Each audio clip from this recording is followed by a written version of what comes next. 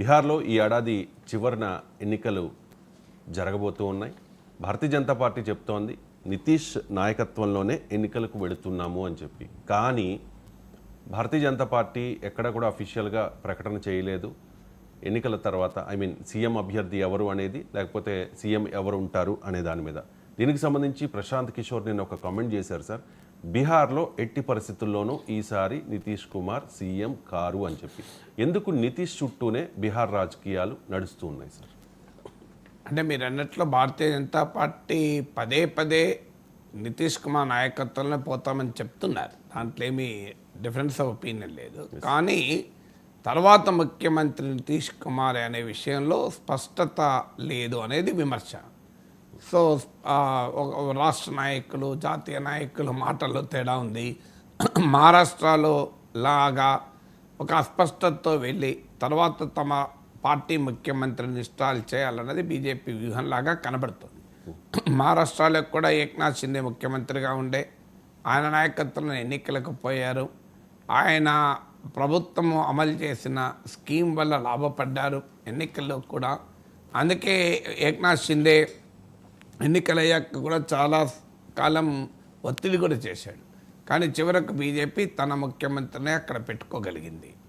So బీహార్లో కూడా అదే జరగవచ్చు అని. అయితే మహారాష్ట్రలో ఏంటంటే 288 సీట్స్ ఉంటే, అంటే 145 మెజారిటీ. ఆల్రెడీ బీజేపీకి 132-33 సీట్స్ వచ్చాయి. జస్ట్ 12 తక్కువ అనుకుంటాను. సో అధికారానికి ఒక 12 సీట్లు మాత్రమే తక్కువ.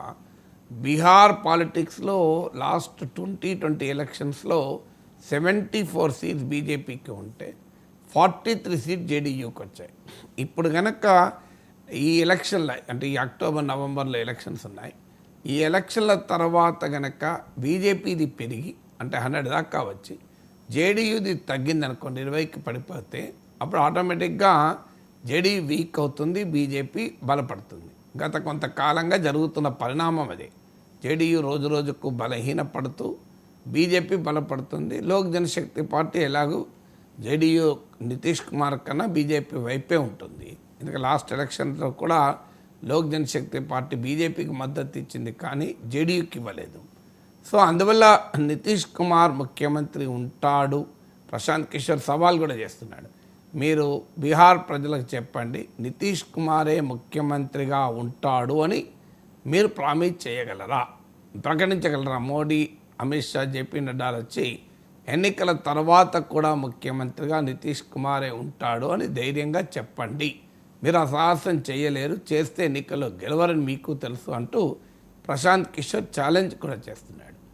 నితీష్ కుమార్ పాపులారిటీ రేటింగ్ ఏమో గణనీయంగా పడిపోతుంది. ఇటీవల సీ ఓటర్ సర్వేలో 50% అబోవ్ నితీష్ కుమార్ ప్రభుత్వం మారాలి అని అభిప్రాయం వ్యక్తం చేశారు. మరో 22% నితీష్ కుమార్ ప్రభుత్వ పాలన బాగాలేదని, ఎన్డీఏ పాలన బాగాలేదని చెప్తూనే ఈ ప్రభుత్వం పోవాలి అని స్పష్టంగా అభిప్రాయం వ్యక్తం చేయలేదు. అంటే 71-72% మంది ప్రజలు ప్రభుత్వం పట్ల తమ వ్యతిరేకతను వ్యక్తం చేశారు, యాంటీ ఇన్కమెన్సీ. అందులో మోర్ దెన్ 50% ఈ ప్రభుత్వం పోవాలని కూడా చెప్పారు. తర్వాత ఇండియా టుడే సీ ఓటర్ సర్వేలో ఎవరు ముఖ్యమంత్రి అభ్యర్థి అంటే 40.6% తేజస్వి యాదవ్, 41% సుమారు తేజస్వి యాదవ్ పేరు చెప్తే కేవలం 18.2%, 18% మాత్రమే నితీష్ కుమార్ పేరు చెప్పారు. అఫ్కోర్స్ అపోజిషన్, రైవల్ అపోజిషన్ ఎన్డీఏలో మరే ఇతర ముఖ్యమంత్రికి ఈ స్థాయిలో కూడా లేదు. Still Nitish Kumar is the towering leader in NDA. ఎందుకంటే ఆయనకు పోటీగా ఉన్న బీజేపీ నాయకుడు సామ్రాట్ చౌదరికి 8% చెప్పారు. అంటే మీకు మహారాష్ట్ర సిచ్యువేషన్కు బీహార్ సిచ్యువేషన్కు ఉన్న మౌలికమైన తేడా అది. బీహార్లో ఏక్నాథ్ షిండే పాపులారిటీ ఎంత ఉన్నా Devendra Fadnavis equally if not more popular leader in BJP. ఎందుకంటే ఆయన 5 ఏళ్ల పాటు గతంలో ముఖ్యమంత్రిగా కూడా చేశాడు. ఇక్కడికి వచ్చే వరకు బీహార్లో నితీష్ కుమార్ పాపులారిటీ రేటింగ్ ముందు మరే ఇతర బీజేపీ నాయకుడు దరిదాపులో కూడా లేరు. అందుకే మీకు 18.2% నితీష్ కుమార్ చెప్తే లిటిల్ ఓవర్ 8% సామ్రాట్ చౌదరి చెప్పారు. ఇక మిగతా వాళ్ళైతే ఫీల్డ్లో కూడా లేరు. ఈవెన్ ప్రశాంత్ కిషోర్కు 14.9% చెప్పారు, సుమారు 15% ముఖ్యమంత్రి కావాలని. ప్రశాంత్ కిషోర్కు ముఖ్యమంత్రి కావాలన్నంత మందికి కూడా బీజేపీలో ఏ నాయకుడికి చెప్పలేదు. అంటే బీజేపీలో ఏ నాయకుడు కూడా నితీష్ కుమార్తో కంపేర్ చేయగలిగిన పాపులారిటీ ఉన్న లీడర్ బీజేపీలో లేడు. ఇది ఈ కారణం రీత్యా అంటే ఈ విరుద్ధమైనటువంటి రాజకీయ పరిస్థితి. ఒకవైపేమో నితీష్ కుమార్ పట్ల యాంటీ ఇన్కంబెన్సీ పెరుగుతోంది. నేను ఇంతకుముందు చెప్పినట్లు 71-72% ప్రభుత్వం నితీష్ ప్రభుత్వం పట్ల వ్యతిరేకత వ్యక్తం చేశారు. మోర్ దెన్ 50% అయితే మారాలనే అభిప్రాయాన్ని కూడా వ్యక్తం చేశారు.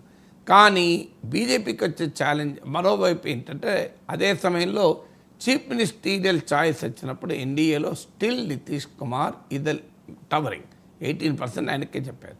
ఇది బీజేపీకి ఉన్నటువంటి ఒక కాంట్రడిక్టరీ, ఒక paradoxical political situation. Nitish Kumar is an asset both and liability. Liability ఏంటంటే యాంటీ ఇన్కంబెన్సీ విపరీతంగా పెరిగింది. అసెట్ ఏంటి అంటే ఆయన మించిన పాపులారిటీ ఉన్న నాయకుడు బీజేపీలో కూడా లేడు. ఈ అనివార్యత వల్ల బీజేపీ అస్పష్టత కూడా కారణమవుతుంది. దీన్ని రాజకీయంగా ప్రశ్నలకు రీజన్ అవుతుంది. అయితే క్వశ్చన్ ఎక్కడ ఎందుకు వస్తుందంటే, వై నితీష్ కుమార్, మీరు అడిగినట్లు నితీష్ కుమార్ చుట్టూ బీహార్ రాజకీయం ఇప్పటికీ ఎందుకు తిరుగుతుంది?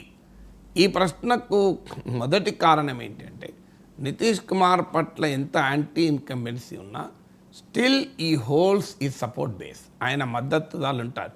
ఇప్పుడు ఆయన బీహార్ లాంటి రాష్ట్రంలో పాలిటిక్స్ కులం చుట్టూ, క్యాస్ట్ చుట్టూ ఎక్కువ తిరుగుతాయి మనకన్నా. కాస్ట్ అన్నుడు కన్నా సోషల్ జస్టిస్ చుట్టూ, సామాజిక న్యాయం చుట్టూ తిరుగుతాయి. ఎందుకంటే పోస్ట్ మండల్ పొలిటికల్ ల్యాబొరేటరీలో పుట్టిన రాష్ట్రాలు రాజకీయాలు ఇవన్నీ. బీహార్, ఉత్తరప్రదేశ్ ఈ రాష్ట్రాల్లో పోస్ట్ మండల్ పాలిటిక్స్ చాలా పవర్ఫుల్గా ఎమర్జ్ అయ్యాయి. అందువల్ల సోషల్ ఇంజనీరింగ్, సామాజిక సమీకరణలు, సామాజిక పొందికలు బీహార్ లాంటి రాష్ట్రంలో కీలకం. అందువల్ల నితీష్ కుమార్ వెనకాల ఒక కన్సాలిడేటెడ్ సపోర్ట్ బేస్ ఉంది. వాస్తవంగా ఆయన కాస్ట్ అయినటువంటి కుర్మీ కమ్యూనిటీకి 2.9% ఓటర్స్ ఈజ్ జస్ట్ బీహార్ ఓటర్లో ఈవెన్ లెస్ దెన్ 3%. కానీ నితీష్ కుమార్ తన పొలిటికల్ క్యారియర్లో చేసిన సక్సెస్ఫుల్ సోషల్ ఇంజనీరింగ్ ఆయనను ఒక ఫార్మిడబుల్ లీడర్గా నిలబెట్టింది ఏంటి అంటే, ఒక బ్రాడర్ సోషల్ కోalition నిర్మించుకున్నాడు. ఆ సోషల్ కోalition ఏంటంటే కుర్మీ, కుష్వాహా, ఇలా మీకు ఈ మహాదలిస్, కుర్మీ, కుష్వాహా ఈ 3 రకాల సెక్షన్ల ఆధారంగా ఇతర చిన్న చిన్న కులాల్ని కూడా పోగేసి ఒక బలమైన మోస్ట్ బ్యాక్వర్డ్ క్లాసెస్ ఎంబీసీ లేదా ఎక్స్ట్రీమ్లీ బ్యాక్వర్డ్ క్లాసెస్ అనే ఒక సామాజిక పొందిక నిర్మించుకున్నాడు.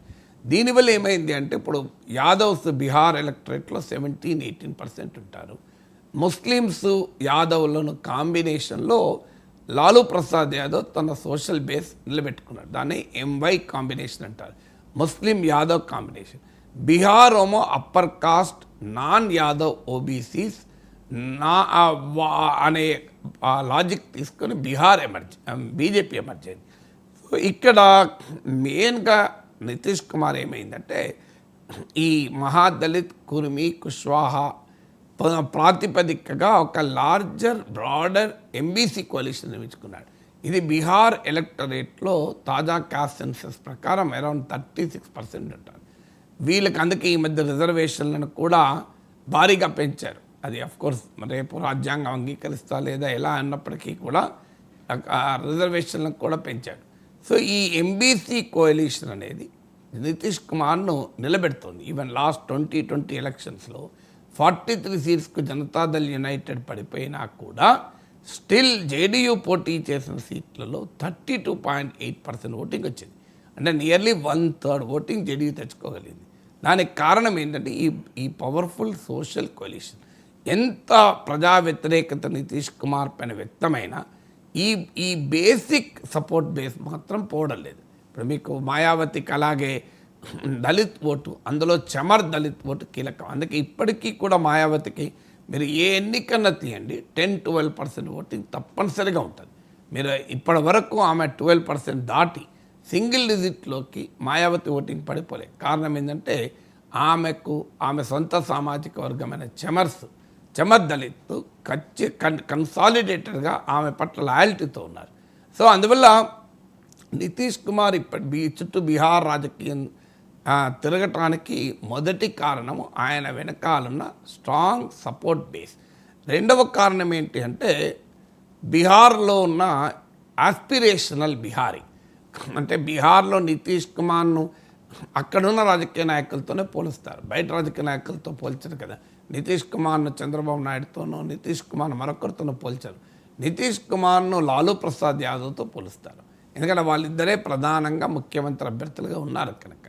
లాలూ ప్రసాద్ యాదవ్తో పోల్చినప్పుడు నితీష్ కుమార్ ఏంటంటే కాస్త ఆస్పిరేషనల్ బిహారీ, సుశాసన్ బాబు అని ఆయన గతంలో పేరుండేది. సో ఈ యంగర్ ఓటర్స్, ఇప్పుడు ఉదాహరణకు ఇప్పుడు కూడా పిలిపించాడు మీకు నితీష్ మతలబ్ రోజ్గార్ మతలబ్ నితీష్ అని, అంటే ఉపాధి అంటే నితీష్ కుమారే అని.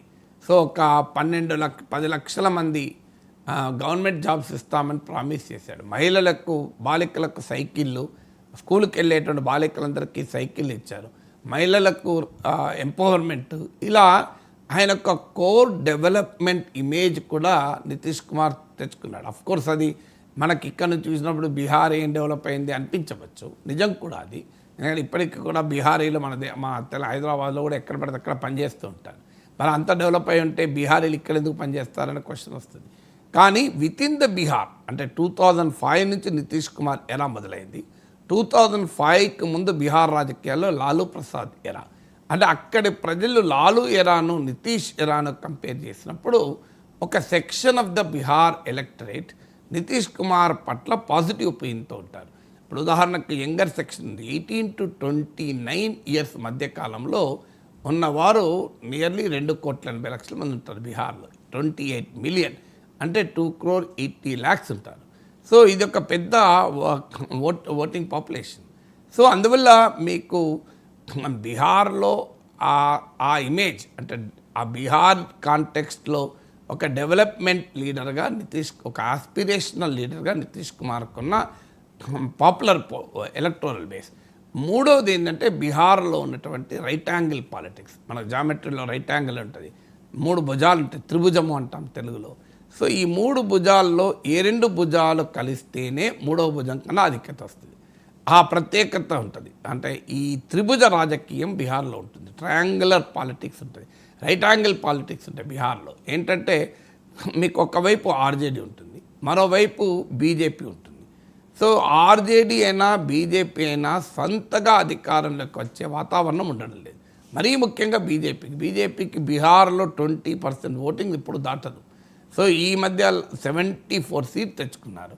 మీరు ఇప్పుడు బీహార్ లెజిస్లేచర్ కాంపోజిషన్ చూస్తే 243 సీట్స్ అనుకుంటాను నాకు గుర్తున్నంత వరకు. సో అందులో 75 ఆర్జేడీకి వచ్చాయి, 74 బీజేపీకి వచ్చాయి. చూడండి మీరు, 75 ఆర్జేడీ, 74 బీజేపీ. అఫ్కోర్స్ జేడీయూకు 43 వచ్చాయి, మిగతావి మీకు కాంగ్రెస్కి వచ్చాయి, లెఫ్ట్ ఫ్రంట్కి వచ్చాయి, అలాగే ఎల్జేపీకి వచ్చాయి. ఇప్పుడు మీరు ఇందులో ఆర్జేడీ 75, బీజేపీ 74. ఆర్జేడీకి కాంగ్రెస్, లెఫ్ట్ మిత్రపక్షాలు ఉన్నాయి, బీజేపీకి ఎల్జేపీ, జేడీయూ ఉంది. సో ఈ జేడీయూ ఎటుపోతే వాళ్ళు అధికారంలో ఉంటారు. ఈ 43 ఎమ్మెల్యేస్ బీజేపీతో ఉంటే ఎన్డీఏ అధికారం ఉంటుంది. ఈ 43 ఎమ్మెల్యేస్ ఆర్జేడీ వైపు వెళ్తే మహాగఠబంధన్ అధికారంలో ఉంటుంది. ఈ ప్రత్యేకమైన రైట్ యాంగిల్ పొలిటికల్ సిచ్యువేషన్లో కీలకమైంది ఏంటంటే 90 డిగ్రీస్ దగ్గర నితీష్ కుమార్ ఉంటాడు. సో నితీష్ కుమార్ ఎటు వెళితే అటు అధికారం మారుతుంది బీహార్లో. ఈ ప్రత్యేక రాజకీయ పరిస్థితి మూడో కారణం నితీష్ కుమార్ బీహార్ పాలిటిక్స్లో ఒక సెంట్రల్ ఫిగర్గా ఉండటానికి.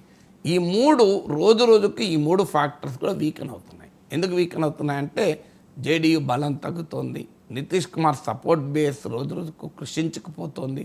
2025 ఎన్నికల తర్వాత will Nitish Kumar enjoy this stature as a central figure of the Bihar politics అనేది is a big question mark as of today. But certainly ఎన్నికల వరకు మాత్రం నితీష్ కుమార్ సెంట్రల్ ఫిగర్గా బీహార్ రాజకీయాలు నడవటానికి ఉన్నటువంటి కారణం సో ఆయన ఆరోగ్య పరిస్థితి బాగాలేదని స్పెక్యులేషన్ వస్తుంది. ప్రశాంత్ కిషోర్ అయితే ఆయన ఫిజికల్లీ టైర్డ్, మెంటల్లీ రిటైర్డ్ అంటున్నాడు. Still Nitish Kumar holds ground కారణం ఇప్పుడు నేను చెప్పిన 3 ఫ్యాక్టర్స్. ఆయనకున్న ఒక స్ట్రాంగ్ సోషల్ బేస్, 36% ఆఫ్ ఎలక్టరేట్గా ఉన్న మోస్ట్ బ్యాక్వర్డ్ క్లాసెస్, ఆయన కుర్మీ కుష్వాహా మహాదళిత్ కేంద్రంగా ఆయన నిర్మించుకున్న ఎక్స్ట్రీమ్లీ బ్యాక్వర్డ్ కాస్ట్ కోయలిషన్ ఒకటి, 2 ఆయనకున్న డెవలప్మెంట్ ఇమేజ్ ద్వారా పాపులర్ ఓట్ బేస్, 3 బీహార్ పాలిటిక్స్లో ఉన్న ఈ త్రిభుజ రాజకీయ పరిస్థితి, అంటే రైట్ యాంగిల్ పొలిటికల్ సిచ్యువేషన్. ఈ 3 కారణాల రీత్యా Nitish Kumar still remains a very relevant politician in Bihar. ఇది భారతదేశంలో